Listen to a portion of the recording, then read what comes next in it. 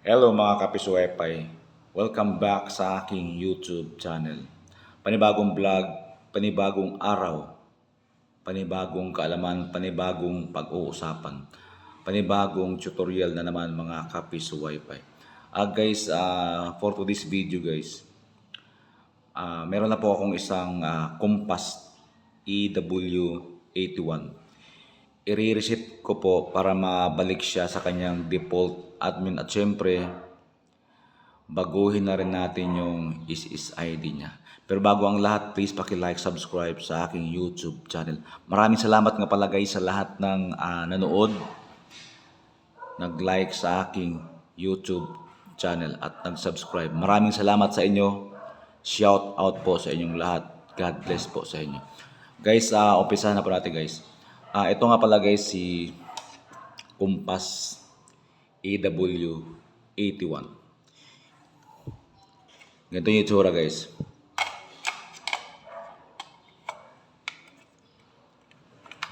Ganyan siya guys. Ganyan yung itsura niya.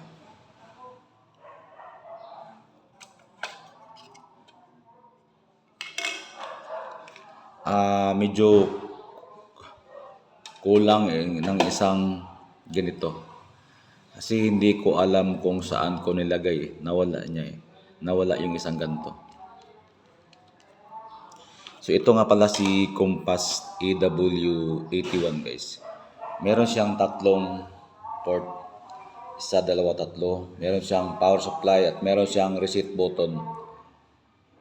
Ito nga pala guys, itong dalawa nakalagay dito, hindi lang maklaro eh. LAN. Ito naman siya, ito yung 1. Guys, meron siyang adapter guys. Yung adapter niya guys sa Compass AW81 24 volt siya. Hindi siya kagaya ni AW71 at saka si Compass AW73 na yung ganito niya na adapter, meron siyang 48 volt. Ito talaga guys, 24 volt lang siya yung supply papunta dito. So, ingat-ingat na po tayo guys. Baka magkapalit ng adapter. Kasi ito, si Compass AW81 at saka si Compass AW71 at saka si AW73. Pare-pareho lang yung itsura ng adapter guys. Pero guys, ito si Compass AW81. 24 volt siya. Di katulad sa 71 at 73 na 48 volts siya. Hindi ito pwede sa AW71, AW73.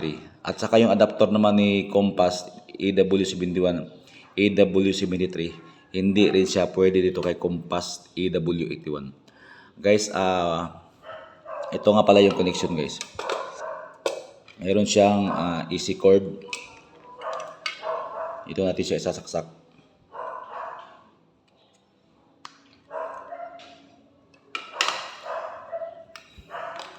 Siyempre gagamit tayo ng UTP cable.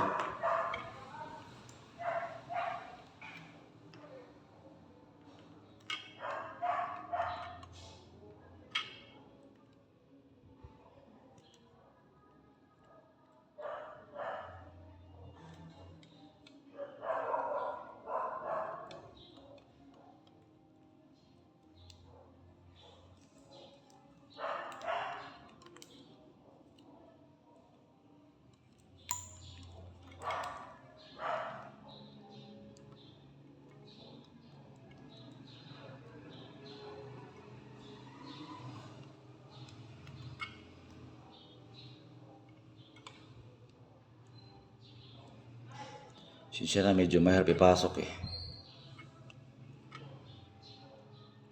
Ito yung itsura niya guys. Ito siya guys. Mayroong tatlo. Itong dalawa LAN. Dito natin siya ilalagay sa 1. Katabi nitong power supply.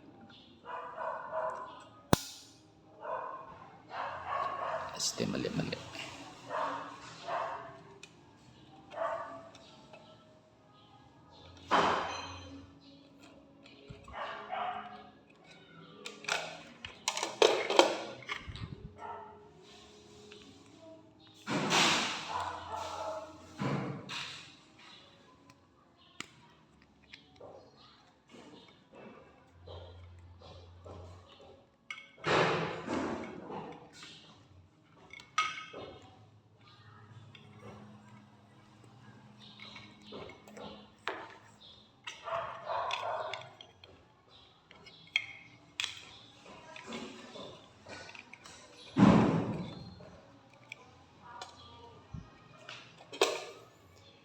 Ito natin siya ilalagay sa 1.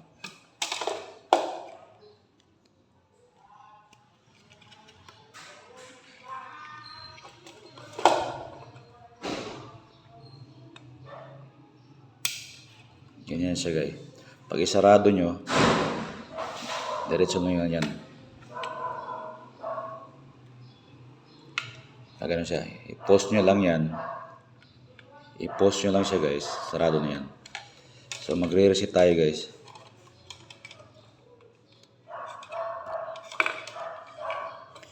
Ito namang dulo guys. Dito nyo sa POE ilagay. Yan. POE.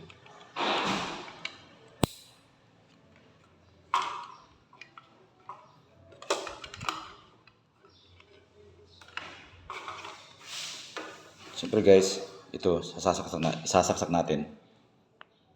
220 volt.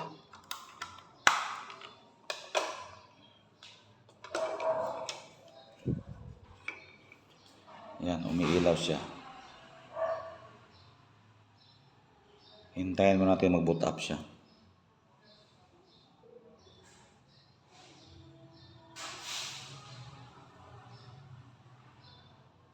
Yan, mayroong isang light na natira.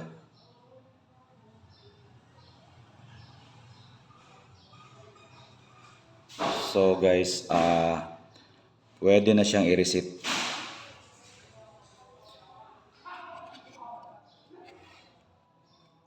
Sa pag-reset guys, ito lang, itong black, ito to, ang button. Press nyo lang yan mga 3 to 5 seconds.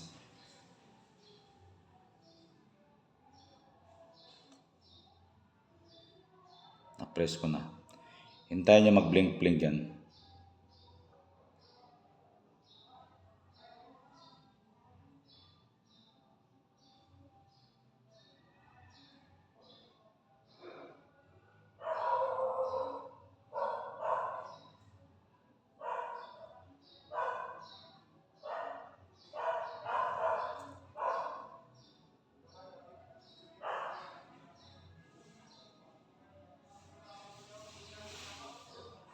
So yan guys, apat na yung red light niya.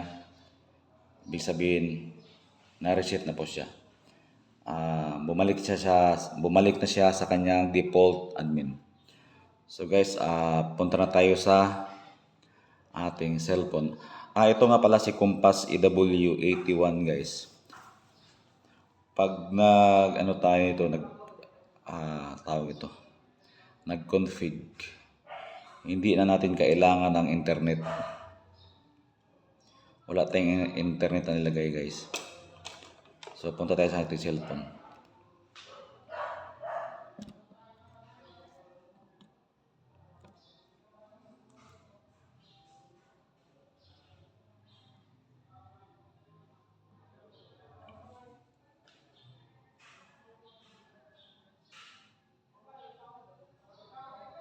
Punta tayo sa setting.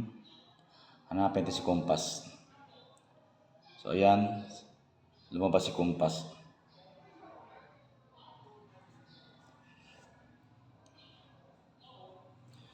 So guys, connected tayo kay Compass, automatic nag-pop up siya. So ayan na si Compass guys.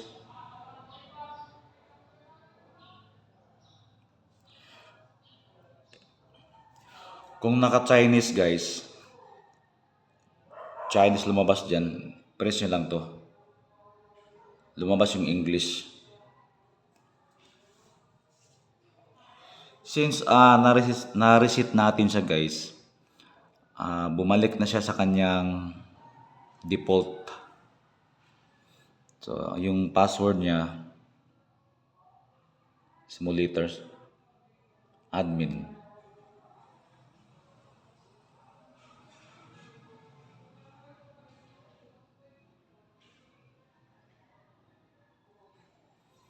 So ito na tayo guys. Pwede siya gawing router. Meron siyang para sa dalawang LAN niya. Pwede sa bridge. Pwede siya gawing EP, access point or repeater. So, dito tayo guys papasok sa access point. Ang unahin natin guys, yung tatlo dyan. Punta mo tayo sa network. Then, wireless.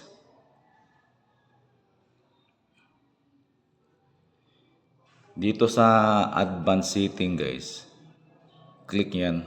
Advanced setting, naka-off. Click nyo yan. Hanapin nyo itong si isolate. I-on yan si isolate. Tapos, ito guys, merong channel. Sa akin kasi, medyo congested na dito sa amin yung 2.4 na GHz. Yung channel 11.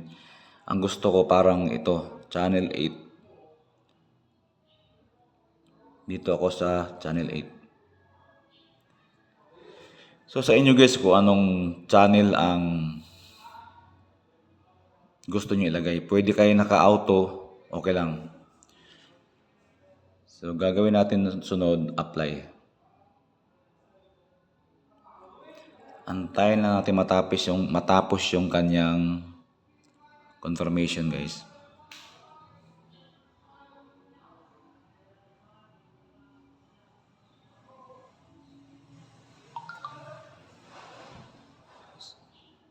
So disconnected na tayo guys. Balik tayo sa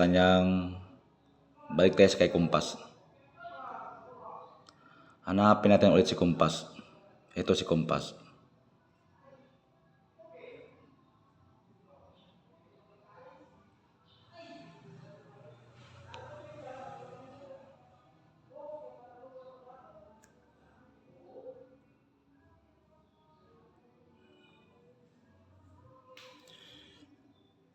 So si Compass guys, para makapasok tayo, punta tayo sa Google o browser. Yung IP address niya 192.168.10.1. Yan yung kanyang IP address guys. Pag hindi siya mag-pop up sa cellphone nyo. So ayan. Nakabalik na tayo sa kanyang default admin. Ganun pa rin yung password guys. Admin.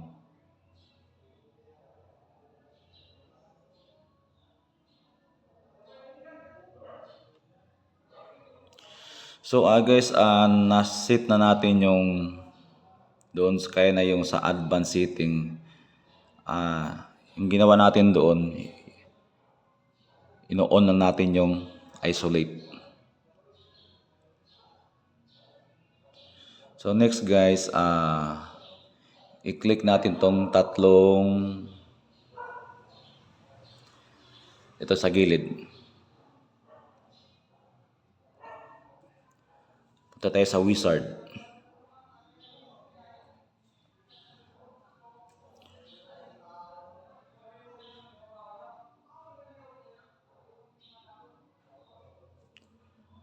Hanapin na natin yung kanyang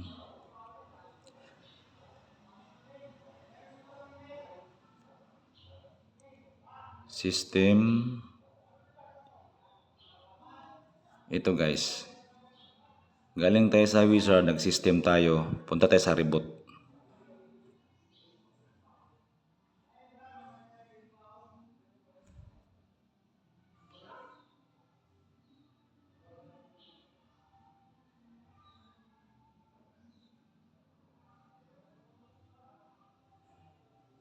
Enable natin yan. Enable natin yung reboot guys. Sa akin, ang gagawin ko, lagay ko to all. So yan guys, inopen ko yung reboot guys. Enable, click lang yung enable, pasensya na. Nabubulol tayo eh. Tapos meron siyang restart time nakalagay guys. 3 AM yun siya guys. Ang ibig sabihin yan guys, every alas 3 na madaling araw, ito si Compass AW81. Magre-reboot siya guys. Araw-araw siya magre-reboot. Every 3 o'clock in the morning. All, Monday to Saturday siya guys. Click on all. Para every morning siya, alas 3 ng umaga magre-reboot siya. So apply ko lang. Confirm.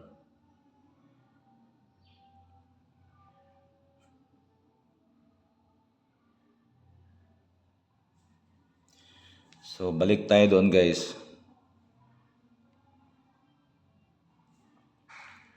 Balik tayo kay itong tatlong guhit. Ito si Wizard. Punta na tayo kay access point sa EP. Kasi gagawin natin tong access point. Yung IP address niya guys, hindi ko na babaguhin yan. Next. So guys, ito na. Maglalagay tayo ng SSID.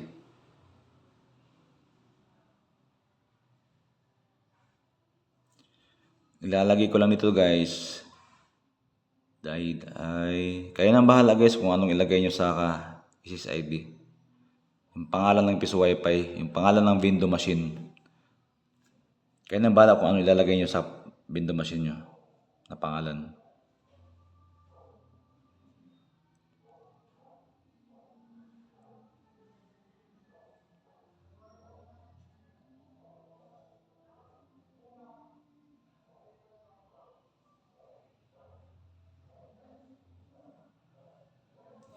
So ayan guys, meron akong SSID.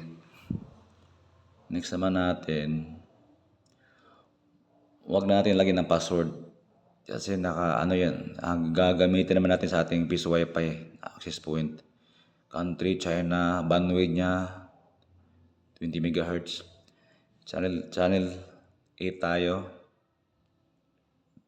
So okay na yan guys, next lang po tayo. Then click finish.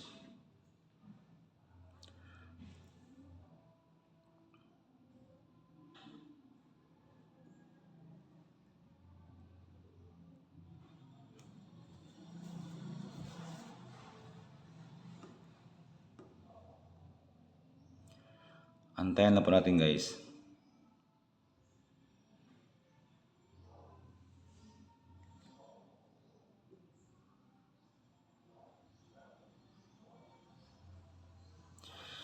So okay na yan guys, no? Na-configure po natin. Na-reset na po natin yung kanina. Then pumalik siya sa kanyang default admin. Then gumawa tayo ulit ng panibagong SSID. Guys, ganun lang po sa akin yung paano ko siya kino-configure itong si Compass EW81. Guys, base kasi sa experience ko itong si Compass EW81 guys. Long range siya guys. Malakas yung signal niya. Mas malakas siya kay AW73. Yung presyo naman ito guys, 1,900 sa Shopee. Hindi naman sila magkalayo ni konti malang yung diferensya ni Compass AW73. Siguro sa inyo na kung anong gusto nyong access point. Basta guys, itong si Compass AW81 mas malakas siya kay AW73. Mas malayo yung tapo ng signal niya. Guys, hanggang dito lang muna ang ating video ngayon guys. I hope na meron kayong mga tips or mga idea na nakuha sa ating tutorial ngayon dito kay Compass EW81.